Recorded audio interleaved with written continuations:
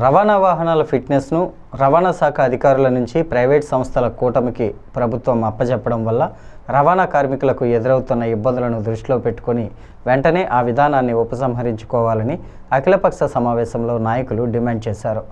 JAC కన్వీనర్లుగా వ్యవహరిస్తున్న INTUC జిల్లా అధ్యక్షుడు వాసంశెట్టి గంగాధర్, మాజీ డిప్యూటీ మేయర్ బాక్స్ ప్రసాద్ నేతృత్వంలో స్థానిక ఆనంద్ రీజెన్సీ పందిరి హాల్లో శనివారం అఖిలపక్ష పార్టీల సమావేశం జరిగింది.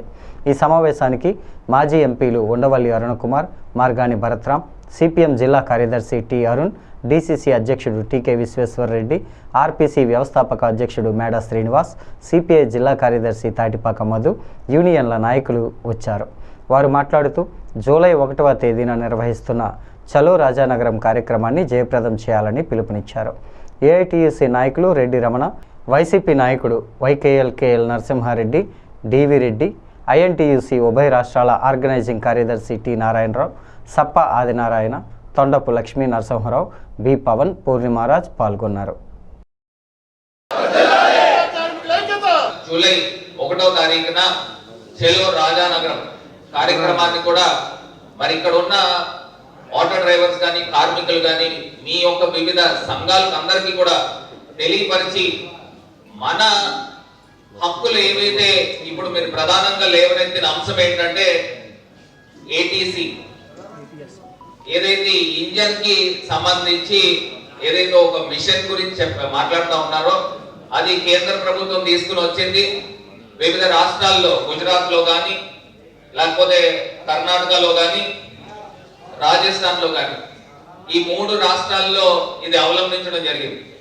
అక్కడ రాజస్థాన్ లోను కర్ణాటకలోను వ్యతిరేకత రావడంతో ఏదైతే ఈ నిర్ణయాన్ని అక్కడ ఉన్న ప్రభుత్వాలు ఉపసంహరించుకోవడం జరిగింది. కాకపోతే గుజరాత్ లో మరి ఇప్పుడే నాయకులు చెప్పినట్టు గుజరాత్ లో పాత విధానమైన ఫాలో అవ్వండి లేకపోతే కొత్త విధానమైన ఫాలో అవ్వండి అని మరి తెలియపరిచారు. రాజమండ్రిలో కలిసిన ఏంటంటే అన్ని పార్టీలు రాజమండ్రి వరకు వచ్చేటప్పుడు అన్ని పార్టీలు కలిసి పనిచేస్తున్నారు. వేళ అసలు టీడీపీకి ఇచ్చారా? రాలేదు. వాళ్ళు ఎందుకు రాలేదో కానీ టీడీపీ వాళ్ళు కూడా రావాలి. ఎందుకంటే ఊరికి సంబంధించినంత వరకు అన్ని పార్టీలు రావాలి. ఇది ఎప్పటి నుంచో ఆనవాయితీగా నడుస్తూ వచ్చింది. ఈ మధ్య వ్యక్తిగత ఇది ఎక్కువైపోయిన తర్వాత కొంచెం తగ్గింది. ఏది ఏమైనప్పటికీ దీని మీద జీవో మీద మీరు తీసుకున్నటువంటి నిర్ణయం కరెక్ట్. నేను క్యాన్సిల్ అయిపోతాను అనుకుంటున్నాను. ఇందాక భరత్ గారు చెప్పిన ప్రకారం గుజరాత్ లో ఆప్షన్ ఇచ్చారన్నారు. గుజరాత్ లో ఆప్షన్ ఇస్తే ఆటోమేటిక్గా ఇక్కడ కూడా ఇస్తారు. ఏదో మిమ్మల్ని అందరినీ కొంచెం మూవ్మెంట్ చేయాలని ఇలా పెట్టారు. గుజరాత్ లో ఇచ్చిన తర్వాత ఇక్కడ దానికి వ్యతిరేకంగా చేస్తారు నేను అనుకోవట్లేదు. బీజేపీ వాళ్ళు కూడా కలిసి వస్తారు. బీజేపీ వారు వచ్చారా? బీజేపీ వారు రాలేదు. అంటే రూలింగ్ పార్టీ వారు రాలేదు.